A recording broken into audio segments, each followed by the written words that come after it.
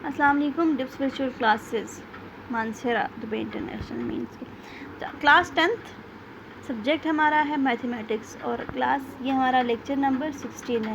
Previous lecture में हमने जो यूनिट नंबर 2 था उसको कंप्लीट कर लिया था। आज हमने यूनिट नंबर 3 करना है। ठीक है, इसकी एक्सरसाइज पे जाने से पहले ये जो चैप्टर है वेरिएशन, इसको एक्सप्लेन कर लेते हैं या फिर इससे रिलेटेड कुछ टर्म्स को देख लेते हैं, फिर एक्सरसाइज पे आते हैं। ठीक है, वेरिएशन किसे कहते हैं? वेरिएशन आ जाता है मुतग़य्यरात यानी कि तब्दीली को कहते हैं। ठीक है, तग़य्युर वर्ड से निकला है। तब्दीली क्या चीज़ होती है? तग़य्युर किससे निकला है? जिसमें वेरिएशन आती है यानी वेरी करती जाती है, वैल्यूज़ चेंज होती जाती हैं। ठीक है, और किस तरह से चेंज होती हैं वो अब डिपेंड करते हैं कंडीशन पे। ठीक है, यहाँ पे तो हमारे पास डायरेक्ट और इन्वर्स वेरिएशन है, लेकिन उससे पहले ये क्या है, यानी दो क्वांटिटीज़ को या ज़्यादा क्वांटिटीज़ को जब हम आपस में कंपेयर करते हैं तो उसके दरमियान क्या चेंज आते हैं वो हम इन वेरिएशन में देख लें। ठीक है, तो पहली चीज़ आ जाती है रेशो, प्रोपोर्शन और फिर वेरिएशन।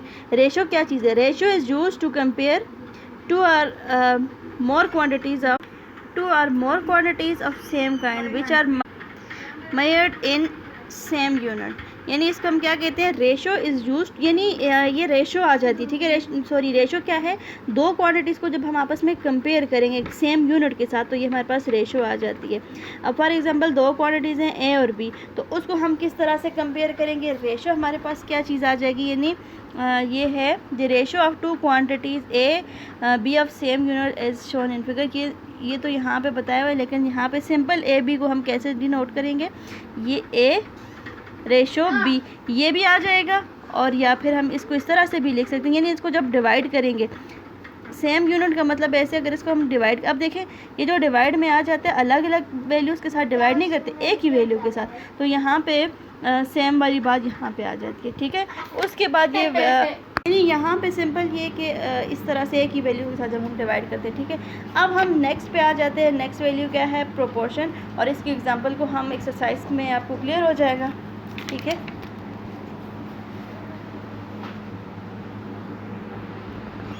प्रोपोर्शन क्या चीज़ आ जाती है?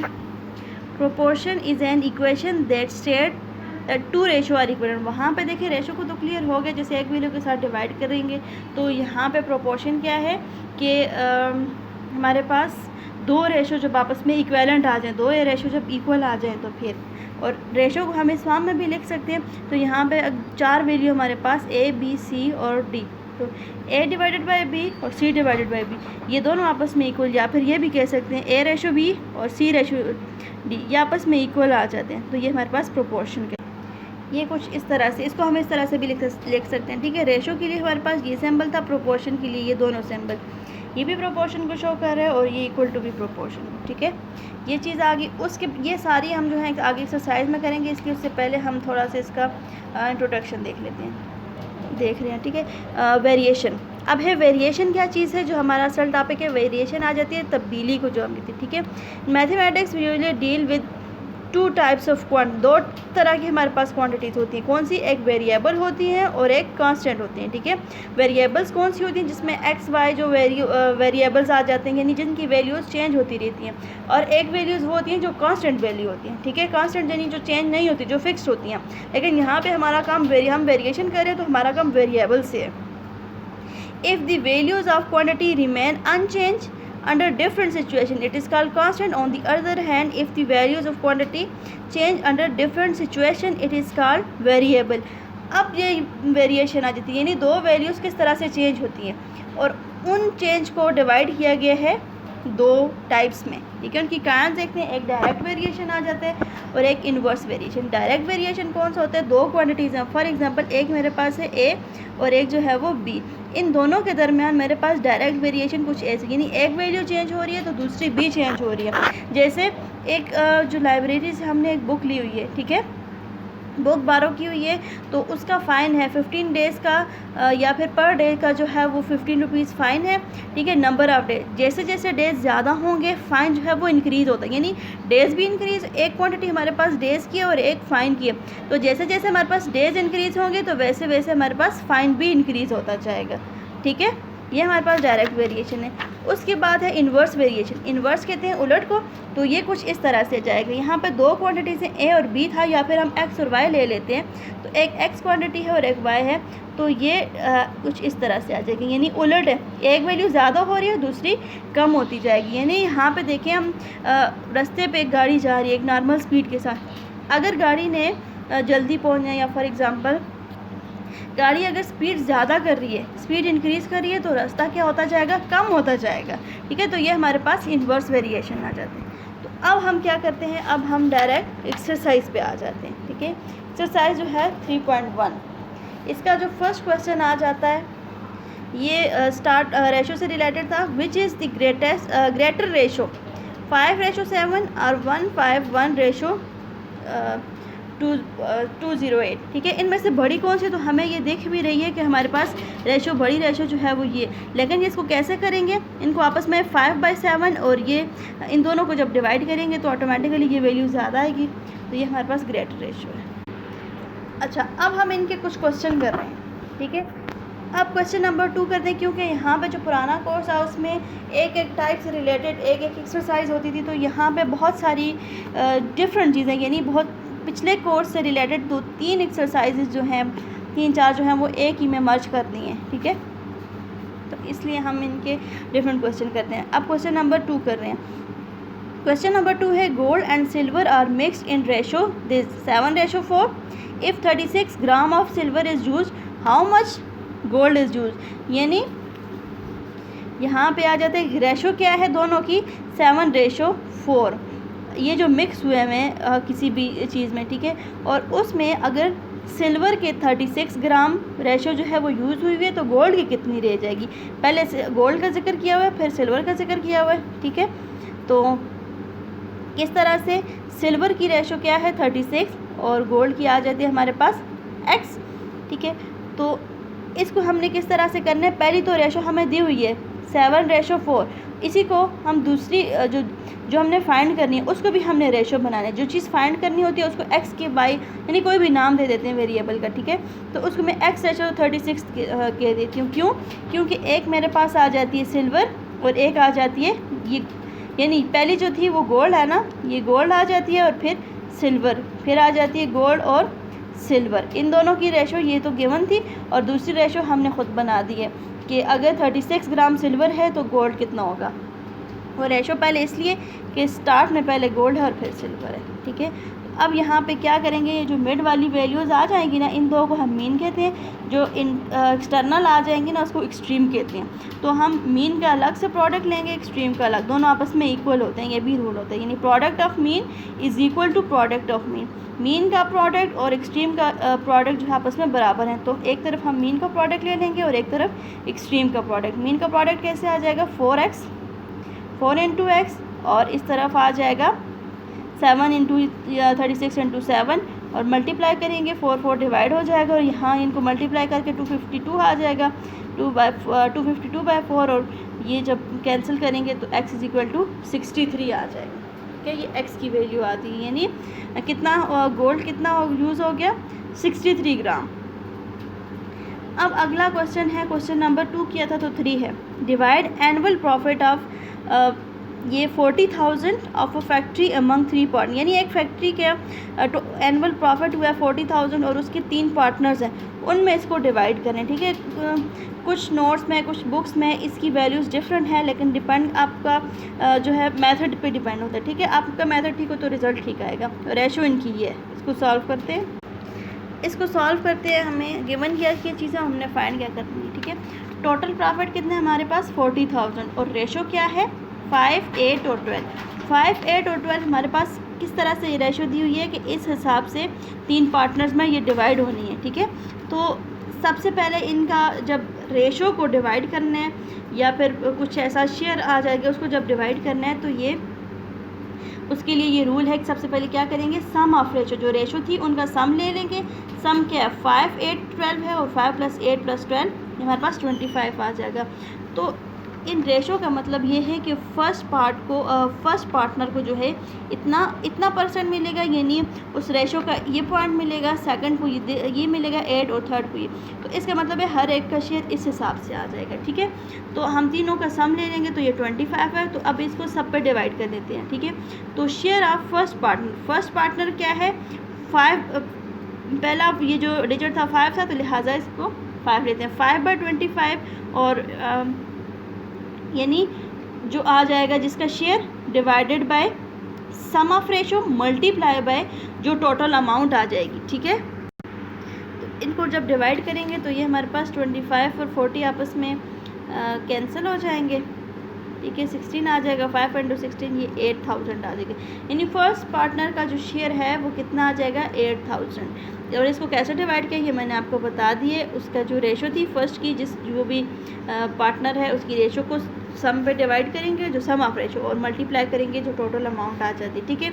ये सिचुएशन सेकंड के साथ करेंगे। सेकंड की रेशो 8 थी, 8 बाय सम क्या है 25 और मल्टीप्लाई बाय 4000। जब इनको कैलकुलेट किया तो हमारे पास 12800 आ गया। सेम प्रोसीजर थर्ड के साथ किया। थर्ड की 12 रेशो थी, 12 को जब डिवाइड किया तो ये आ जाएगा 19200 आ गया, ठीक है। ये तीनों का अलग अलग शेयर। अगर आपको लगता है कि ये आपका जो क्वेश्चन है ये ठीक नहीं है तो इन तीनों को जो है जब आप सम करेंगे तो आपका जो रिज़ल्ट आ जाएगा ना वो 40,000। अगर वही आया तो उसका मतलब है आपने डिवाइड ठीक किया, ठीक है। यही मेथड है। अब हम आ जाते हैं, हमने को किया था क्वेश्चन नंबर 3। क्वेश्चन नंबर 4 है, इसमें x की वैल्यू फाइंड करनी है। जैसे यहाँ पे हमने जो रेशो प्रोपोर्शन बनाए थे ना प्रोडक्ट ऑफ मीन और एक्सट्रीम, तो इसी तरह से यहाँ पे भी करना है। यानी ये आ जाएगा हमारे पास मीन और ये आ जाएगा एक्सट्रीम, इनको आपस में मल्टीप्लाई करना है, मीन को आपस में, और यहाँ से x की वैल्यू फाइंड करनी है। अब 5 और 6 क्वेश्चन में से इनके दो पार्ट हैं तो एक पार्ट में करते हैं, ठीक है। क्वेश्चन नंबर 5 है, यहाँ पर डायरेक्ट वेरिएशन है x² और y के दरमियान, और x की वैल्यू ये है और y की वैल्यू 49 है। तो आपने फाइंड करनी है ये बाकी वैल्यूज़, ठीक है। अच्छा देखें, पहले ये क्वेश्चन को बेशक देख लेते हैं। इनके दरमियान डायरेक्ट वेरिएशन है, x वैल्यू गिवन है और इस तरह से y वैल्यू की x 7 है y 49 है। तो फिर आपने अगर x इतना है y इतना है तो आपने क्या फाइंड करना है y फाइंड करना है जब x इतना होगा, और x फाइंड करना है जब y इतना। तो इनमें से कोई एक पार्ट करते हैं। तो ये उसी तरह से डायरेक्ट वेरिएशन और डायरेक्ट वेरिएशन वाले मेथड से तो देखते हैं क्या होता है डायरेक्ट वेरिएशन। तो सबसे पहले देखते हैं कि इनके दरमियान डायरेक्ट वेरिएशन मीन कि ये डायरेक्टली प्रोपोर्शनल है, ठीक है। गिवन क्या है x² और y है, तो हम कह सकते हैं कि x² is directly proportional to y, यानी इनके दरमियान डायरेक्ट वेरिएशन। तो ये प्रोपोर्शनैलिटी का साइन, ये आपने फिजिक्स में देखा है ना कि जब इस सिंबल को हम हटाते हैं तो क्या करेंगे वहाँ पे =2 लगाते हैं, ठीक है। इक्वल लगाएंगे और इक्वल के बाद वहाँ पे k आएगा, तो ये अब इस तरह से बन जाएगा x² = ky, और ठीक है ये आ जाती है हमारे पास इक्वेशन नंबर 1। तो क्वेश्चन क्या है देखें, पहली बार दोनों वैल्यूज़ हैं x और y दोनों हैं, तो फिर दोबारा से एक वैल्यू फाइंड करनी है और एक गिवन है। तो इसका मतलब है ये जो हमने ये रिलेशन बनाएंगे यहाँ पे, इससे हम k की वैल्यू कैसे फाइंड करेंगे। तो k की वैल्यू कैसे फाइंड करेंगे, जो दो वैल्यू हमें गिवन है ना उसके थ्रू फाइंड करेंगे, ठीक है। तो यहाँ से हम k को अकेला करेंगे x² बाय y, और इस तरह से यानी डिवाइड कर देंगे। तो k = x² बाय y। तो ये जो वैल्यू x7 है और y 49 है ये डाल देंगे, x7 y 49, तो पुट किया x² बाय y, तो ये हमारे पास 49/49, तो k = 1 आ गया। अब इस k की मदद से हमने बाकी दोनों पार्ट करने हैं, एक मैं कर रही हूँ और एक आपने करना है। y फाइंड करना है, x9 है कि हमारे पास ये इक्वेशन थी कि x² = ky, और फाइंड क्या करना है हमने y फाइंड करना है, ठीक है। x की वैल्यू क्या है 9, और ये 9 का स्क्वायर = k की वैल्यू 1 × y, 9 का स्क्वायर 81 होता है, और ये y = 81 ये वैल्यू आ गई, ठीक है। दूसरा पार्ट आपने इस तरह से करना है। अब सेम प्रोसीजर मैं आपको बताऊंगी क्वेश्चन नंबर 6 के साथ भी इसी तरह से। इसका स्टार्ट से थोड़ा सा जो है वो डिफरेंट है। कैसे, यहाँ पे इन्वर्स वेरिएशन है, there is inverse variation between x and y, and when x = 4 y = 24 find x and when y = 100। ये सेकंड पार्ट है। क्वेश्चन नंबर 6 फर्स्ट आपने करना है। तो यहाँ पे भी वही है। अच्छा, फर्स्ट ये जो क्वेश्चन नंबर 5 किया था ना, इसके दोनों पार्ट के लिए के की वैल्यू यही रहेगी, ठीक है, क्योंकि ये डायरेक्ट, उसके बाद अगले पार्ट जो है वो डिफरेंट है। तो यहाँ पे भी इन दोनों के लिए जब हम के की वैल्यू फाइंड करेंगे तो वो सेम रहेगी, वही प्रोसीजर है, सिर्फ स्टार्ट से थोड़ा सा जो इक्वेशन बनानी, इक्वेशन थोड़ी सी डिफरेंट बनती है, क्योंकि यहाँ पर इन्वर्स रिलेशन आ रहा है। तो इन्वर्स रिलेशन कैसे बनता है?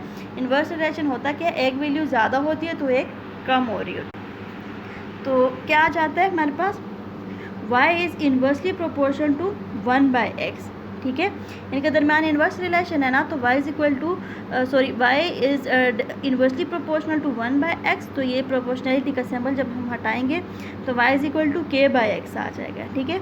तो ये बन जाएगा यहाँ से y is equal to k/x। तो k की वैल्यू, पहले हमें k की वैल्यू चाहिए होगी, k होगा तो तब हम जो है यहाँ पे x फाइंड कर, असल में हमारा काम x से था, तो उसके लिए हमें k की वैल्यू भी चाहिए, और उस k की वैल्यू के लिए हमें ये पहले जो दोनों वैल्यूज़ हैं ये गिवन है, ये प्रोसीजर दूसरे में भी था, ठीक है। तो यहाँ पे जब हम पुट करेंगे k को अकेला करके y(x), तो इनकी वैल्यू जब पुट की तो k इज़ इक्वल टू 96 आ गया। इस 96 को कहाँ पे पुट करना है, इस रिलेशन में, जब हम x फाइंड करेंगे। ये है y(x) is equal to k बन रहा था, तो यहाँ पे y को अकेला छोड़ के k को x को शिफ्ट कर देंगे, y is equal to k/x। तो इस k की जगह पे ये 96 और y की जगह पे ये वैल्यू डालेंगे, तो सॉरी x की जगह पे वैल्यू और y आ जाएगा, ठीक है। y इज़ इक्वल टू 96/12 और ये y इज़ इक्वल टू 8 आ जाएगा, ठीक है। ये तो था हमारे पास क्वेश्चन नंबर 6, इसका मैंने क्वेश्चन नंबर पार्ट नंबर 2 बता दिया था। उसके बाद है क्वेश्चन नंबर 7 और 8। 7 और 8 में आपको क्लियर कर देती हूँ, ये आपका होमवर्क है, ठीक है। होमवर्क भी आप देख लें। क्वेश्चन नंबर 1 मैंने नहीं करवाया, वो आपने, बल्कि मैंने समझा दिया था, और भी समझा दिया था, ठीक है, समझाए हैं, बाकी आपने करने हैं। 7 8 में बता रही हूँ। 7 में किस तरह से देखें, यहाँ पे बोला हुआ था कि डायरेक्ट वेरिएशन है और यहाँ पे इन्वर्स। तो डायरेक्ट हमें पता है कि डायरेक्ट वेरिएशन किस तरह से होता है, ये x is directly proportion to y, जबकि इन्वर्स क्या आ जाता है, इन्वर्स में x is inversely proportion to 1/y, इस टाइप का। तो यहाँ पे कोई ऐसी वैल्यू गिवन नहीं है, तो यहाँ पे डायरेक्ट है r is inversely proportion to 1/p³। तो फिर p और r की वैल्यू गिवन है, तो उनकी मदद से फाइंड करना है। तो इसी तरह से यहाँ पे सिंबल को हटाएंगे, k आ जाएगा, k इन दोनों वैल्यू की मदद से हम k फाइंड करेंगे, फिर उस k की मदद से हम r फाइंड करेंगे जब p ये होगा, फिर वही k पुट करेंगे उस इक्वेशन में जब हम p फाइंड करेंगे, r ये होगा, ठीक है। ये प्रोसीजर यहाँ इन्वर्स है, यहाँ डायरेक्ट है, टेबल बना हुआ है, तो यहाँ पे y is directly proportion to x, उसी तरह से इज इक्वल, इसको सिंबल को हटाएंगे, k आ जाएगा। अच्छा, यहाँ पर टेबल को फिल करने, टेबल में देखें एक वैल्यू गिवन है और एक मिस है, लेकिन एक जगह पे ऐसी वैल्यूज़ हैं दोनों गिवन है, तो जहाँ पे दोनों गिवन है उन दोनों गिवन वैल्यूज़ की मदद से हमने k फाइंड करना है, फिर उस k की मदद से हमने बाकी मिस वैल्यू फाइंड करनी है, ठीक है। तो इसके साथ एक्सरसाइज भी ख़त्म हो जाती है और नेक्स्ट क्लास में हम नेक्स्ट एक्सरसाइज भी करेंगे, ठीक है।